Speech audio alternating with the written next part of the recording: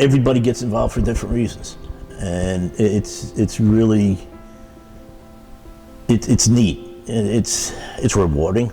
It's one of those things that until you get involved, you really don't appreciate the depth and the impact that it can have on your life. I have two sons, both with intellectual disabilities, and my older one had started getting into Special Olympics with my husband, and then when my younger one was of age, I started shadowing him. I just started loving it. They started doing more and more sports, and I went from being a volunteer to being a coach. I really enjoy it. Even when I'm not coaching my own kids, I'm coaching everybody else. It's a lot of fun.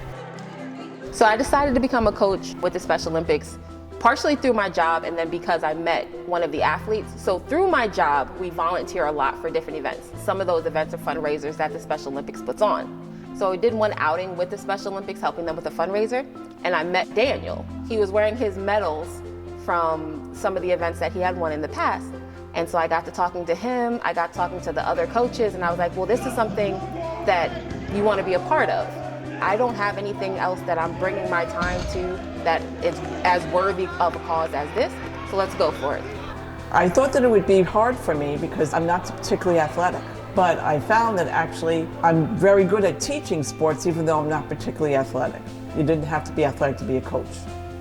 I don't think I ever anticipated some of the overwhelming feelings of achievement, and it's brought me to tears at times, not even with just my kids, with any of the kids. Being a coach is more than just coaching a sport. You're developing a person into the individual, the leader that they want to be. Aside from the sports skills, a lot of things that I like to work on with the athletes fall under social skills. A lot of self-advocacy, definitely working with them, trying to teach them how to speak up for themselves.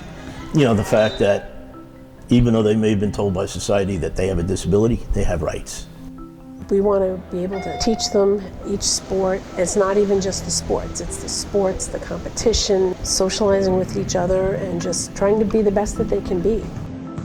Sometimes when you're working with athletes, when you first meet them, especially if it's your first time coaching, you might be a little hesitant and afraid, but then as you spend time with our guys, you just fall in love with them because they're so much fun and they have so much to give and to share, and it's just so much of a pleasure to be with them all the time. I consider it an honor to be their coach, and it's a privilege, and I just enjoy it.